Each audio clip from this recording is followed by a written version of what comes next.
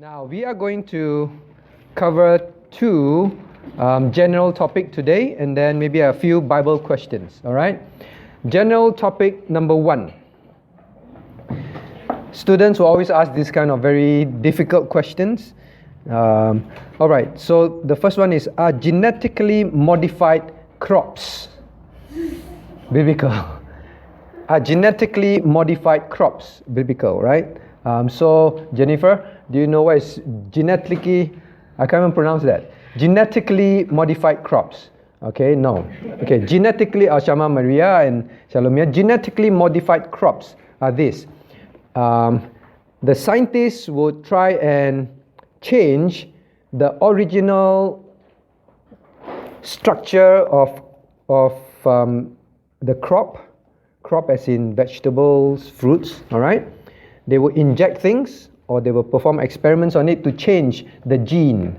You know, the genes are, I never thought of. Next time I must find out how to explain all this to the younger ones. Genes are what God used.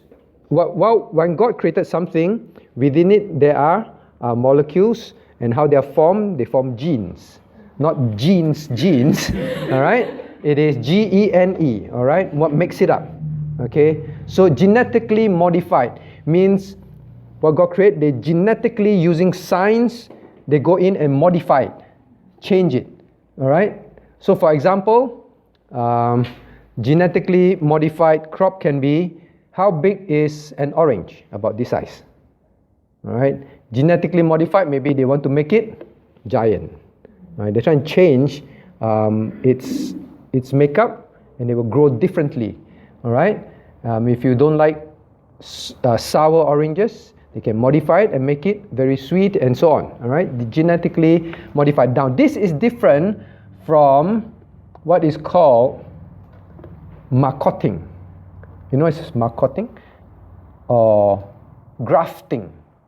All right. So later you study in school. If you have a very nice durian tree, the durians taste very good. All right. Then you have another durian tree. Then they can cut the branch and then they stick it, they tie it together on the tree. Then slowly, the plants that, this durian tree, because they cut the branch, they tie it together, all right? It will take the same nutrient and it will develop and start growing durians on this other durian tree, which may not be so good. Then slowly it changes, okay?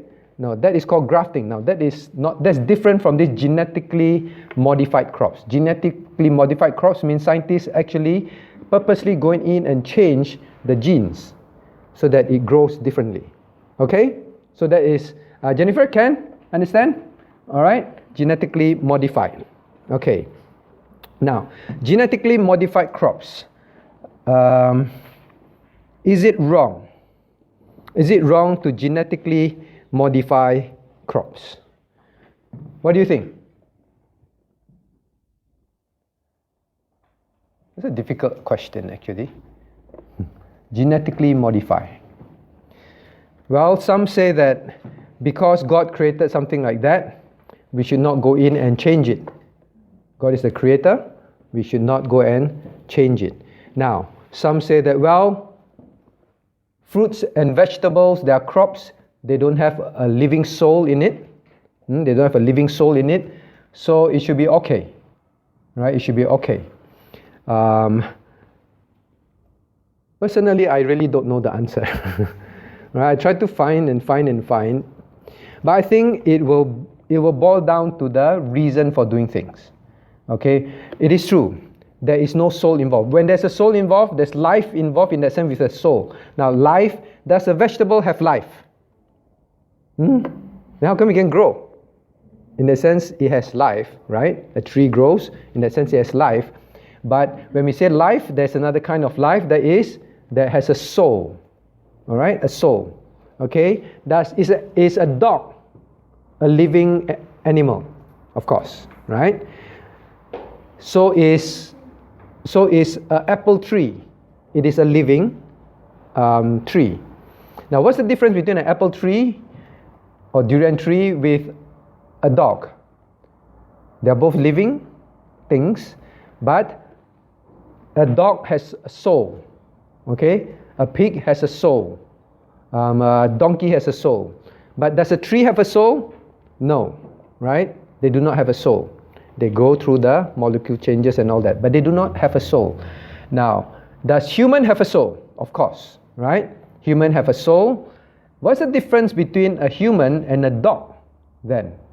Is it the same soul? Same soul? Same soul? Now, Jennifer, do you understand? Now, dog is a living thing. Dog has a soul. All right? Animals have soul. Human beings have soul also. Okay? Now, what's the difference between their soul and our soul? Yes, Shama Maria. God created human in His image. How old are you? 8. How come the older ones don't know? All right, that is correct. Now, there's a different soul, all right? The soul of the human being is the only soul that's created in the image of God. Okay, in the image of God. That is different. And the human soul and the animal soul, that's one difference, all right? Now, the human soul, is the human soul eternal? Goes on forever and ever and ever, can never be destroyed. Yes, correct? What about animal's soul? Will the animal soul live forever and ever and ever? No. Okay? They have breath in them, they have life in them, they have a soul in them, but animals, when they die, it is over. Alright? Their soul do not go on living forever. But human beings, our soul live forever. Forever in heaven or forever in hell. Alright? So because of that, we are different. Okay? Now, genetically modified crops.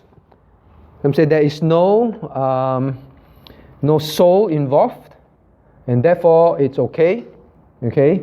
Now, if you create, for example, for food, for better usage of food and all that, if a Christian insists that it is okay, I don't think we can really fault and argue. But now, if a person says, I want to be God, I want to act like God, I want to create all these things, and I want to use all this to say, look, there's no God. Human beings can create all these things, use it to prove all that, then it's not good. Then it's not good. Okay? Now that is genetically modified crops. GM foods, they call it, for example. Now, let me see what else. Is it healthy to eat genetically modified food? I think it's not long enough for people to know. It's a recent thing. So usually to know whether it is bad or not, it takes a long time of testing and all that. So far, no one seems to say that there's any particular negative effect, I think. But I may be wrong, all right? I've not fully researched this topic, but what I can say is there's no soul involved, and therefore, if a person does it to feed more people, it's okay, I think. But if a person do it because they want to prove that man can create. Actually, the reality, can you create? Can man create life? Have you heard of this? Have you heard of Dolly? Dolly, the little sheep. I want to say pig. Sheep. Dolly, the little sheep. All right, Jennifer, have you heard about Dolly, the little sheep? Dolly, the little sheep, was created, the world call it created, from just I think the cell of, or a part of a skin or what, of an adult sheep. So no two parents sheep coming together. Okay? It was just grafted, and then they could create it and let it grow and became a real life sheep. And this real life sheep was like any other sheep. Alright? That is Dolly, right? That's Dolly, right? Now, so men say, we can create a sheep. Do you think it's true? What do you think? Amberly, do you think they created a sheep? No, why? What is the definition of create? From nothing, right? God created ex nihilo. God created ex nihilo means God created from nothing. Now that is creation. Okay, that's creation. Was Dolly created from nothing? No. Had to take from the original somewhere, right? In a sense, make a copy of it. Okay, so it has to be created from something. So in that sense, as much as people claim they can create, no, they cannot, right? And God always talk about species in Genesis. Can you turn to Genesis? So all this genetically this, create that and all that, we have to understand from the Bible, no one can ever do what God does in creation. Okay, now Genesis chapter 1, can we read verse 24 to 26? 24 to 26. All right, let's read together. 24, reading. God said, "Let the earth bring forth The living creatures after his kind, cattle and creeping things, and beasts of the earth after his kind. And it was so. And God made the beasts of the earth after his kind, and the cattle after their kind, and everything that is creepeth upon the earth after his kind. And God saw that it was good. And God said, Let us make man in our image, after our likeness, and let them have dominion over the fish of the sea, over the fowl of the air, over the cattle, over all the earth, and over every creeping thing that creepeth upon the earth. Okay, so now, can you notice one word that's repeated very clearly, right? Is after his kind. K-I-N-D, kind. Kind here refers to species. You know species? A species is a dog, a bird? No. Both are living, both have a soul. But you notice in verse 24, God simply spoke, right? Did God say, or he took something? No, he just said, let the earth bring forth. He spoke. He spoke them into existence. Living creature after his kind, creeping thing. So living creature, cattle, one kind. Is a cattle a snake? Creeping thing. A crocodile? No, another kind. Can a cattle ever give birth to a snake? Never, right? Never, right? And this is how God created, after its species. And he repeats again, the beasts of the earth after his kind in verse 24, cattle of their kind, things that creep after their kind, birds of the air after their kind. Okay, so God creates through species, out of nothing. Out of nothing. Until today, no man can ever create that. Okay, so now, then the next question is this. What about genetic engineering? Now we move away from non-soul things to soul things. Genetic engineering. Now, genetic engineering, basically they use scientific technologies to change the makeup of cells, transfer the genes within and across species boundaries for improved organisms. All right? Now, what they do is try and alter living animals' structures. Okay, anyone have come across genetic engineering? What they do in school? What do they do? What they try to do? You try and modify like bits and pieces so that you become more More what?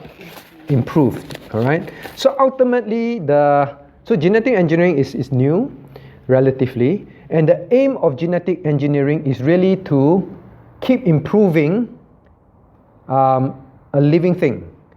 Okay, keep improving a living thing until they can produce the perfect living thing. Okay, so now, do you like your eyes, Shalomia? You want to wear glasses, right? Oh no. Actually, Shamamira wish I don't have to wear glasses, maybe, right? And say, oh, I want to change. Now, genetic engineering, what they're trying to create is ultimately a human being that is perfect. No need for glasses. No need for you won't fall sick. It's perfect. All right, every feature of you is perfect. Who defines perfect? I don't know. Is a fat hand perfect or skinny hand perfect? I don't know. But they want to create this perfect living thing. All right, no sickness, everything. So that is what they're experimenting over and over again. They change the DNA and so on. Now, so ultimately they're trying to create that. Now this involves touching souls. Living things with souls. That is the principle we believe we should not cross. So for example, some people say, I want blue eyes. Well, now what we do? We have blue contact lenses, right? But that kind of genetic engineering, they can change. Yes, you want blue eyes? Okay, your baby will have blue eyes. You want a boy? Okay, your baby will be a boy. A girl, twins, whatever. Short, tall, skinny, fat, black hair, purple hair, anything. You ask for it. Put in your order. All right? Genetically modify. Now, should you modify birth? No. Because who decides your gender? Should men decide? Should your parents decide, I want a boy? And therefore, let's go for genetic engineering so that I will have a boy. Okay? Yeah. So likewise, if they try to clone a human, it won't succeed, right? Cloning of human, well, they've managed to clone some living things. And yes, they also want to clone humans. Okay, will they succeed? I don't know. They kind of made from one cell. I can't believe that it can happen. Human beings. I don't know. But I don't know. All right? So yes, of course, these are all the things, the plans, the desires of science. Because they don't believe that there's a God, neither do they care. So, yeah, when it comes to deciding all these things which God decides, we should not go and modify and decide in that sense. Okay? So now so when it comes to genetic engineering, the Christians should not support things like deciding what babies and what gender and all that kind of things. Okay? Principle is, we should be content whatever state God created us in. We just did in John, right? In John chapter 9, right? The baby that was born, the blind beggar that was born, God say, God is the one. Christ said, God is the one who decided that he will be born blind. Okay, God decides. So God is the one. Okay, so no. Now then another question is this. Okay, I think there's much more to study and research in this area, but I think that's enough. The next one is this.